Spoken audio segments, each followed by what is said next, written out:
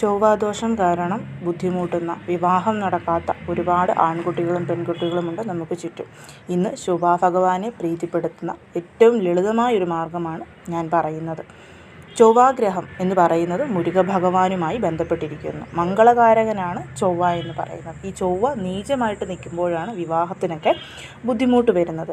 ശിവഭഗവാന്റെ പൂജിക്കാൻ ഏറ്റവും കൂടുതൽ നമ്മൾ ഉപയോഗിക്കുന്നതാണ് കൂവളത്തില. ആ കൂവളത്തിലയുടെ കൂവള മരത്തിൻ്റെ പഴമായ കൂവള പഴം അത് കിട്ടുകയാണെന്നുണ്ടെങ്കിൽ അത് കൊണ്ടുവന്ന് അതിൽ നിന്ന് അതിൻ്റെ മാംസളമായ ഭാഗങ്ങളെല്ലാം എടുത്തു കളഞ്ഞ് അത് നന്നായി ഉണക്കി അതിനുള്ളിൽ കുങ്കുമം നിറച്ച് പൂജാമുറിയിൽ വെക്കുന്നത് വളരെയധികം നല്ലതാണ്. ചൊവ്വാഗ്രഹത്തിൻ്റെ ആധിക്യം നമ്മുടെ വീട്ടിൽ കൂടുതലാവാനും അതുമൂലം വിവാഹ തടസ്സങ്ങൾ മാറാനും ഇത് സഹായിക്കും.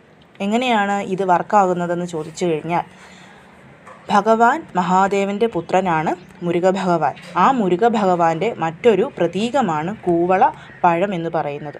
അതുകൊണ്ടാണ് അതിൽ നിറച്ച് കുങ്കുമം വെക്കുമ്പോൾ ചൊവ്വായെ നമുക്ക് സ്വാധീനിക്കാൻ കഴിയുമെന്ന് പറയുന്നത്. ഇനി അതിന് സാധിക്കില്ല, നിങ്ങൾക്ക് കൂവളത്തിൻ്റെ പഴം കിട്ടാനില്ല എന്നുണ്ടെങ്കിൽ തടി കൊണ്ടോ അല്ലെങ്കിൽ സിൽവർ കൊണ്ടോ ഉള്ള കുങ്കുമ ചിമിഴ് വാങ്ങിച്ച് അതിലും കുങ്കുമം നിറച്ച് വെക്കാവുന്നതാണ്. കൂവളപ്പഴത്തിൻ്റെ മറ്റൊരു പ്രതിരൂപമാണ് വെള്ളിയിൽ അല്ലെങ്കിൽ തടിയിലുണ്ടാക്കിയ കുങ്കുമ ചിമിഴെന്ന് പറയുന്നത്. കുങ്കുമം മേടിക്കുമ്പോൾ മെറൂൺ കളറിലെ കുങ്കുമമല്ല, നല്ല പവിഴ കളറിലെ, അതായത് നല്ല ചുമന്ന കളറിലെ കുങ്കുമം തന്നെ വാങ്ങിക്കണം. അത് വേണം നമ്മൾ കുങ്കുമച്ചിമിഴിൽ നിറച്ച് നമ്മുടെ പൂജാമുറിയിൽ വെക്കാൻ വേണ്ടി. നിങ്ങൾക്കറിയാമല്ലോ, എന്ത് മംഗളകാര്യങ്ങൾക്കും നമ്മൾ ഉപയോഗിക്കുന്നത് കുങ്കുമമാണ്. അതുകൊണ്ട് തന്നെ കുങ്കുമം ശുഭദായകവുമാണ്. ആ കുങ്കുമം വെള്ളിയിൽ അല്ലെങ്കിൽ വുഡൻ അല്ലെങ്കിൽ കൂവളപ്പഴത്തിൽ വെച്ചാൽ തീർച്ചയായിട്ടും പതിയെ പതിയെ ചൊവ്വാഗ്രഹത്തെ നമുക്ക് സ്വാധീനിക്കാനും അതുവഴി വിവാഹ തടസ്സം മാറി മക്കളുടെ വിവാഹം നല്ല രീതിയിൽ നടക്കാനും ഇത് സഹായകമാണ്.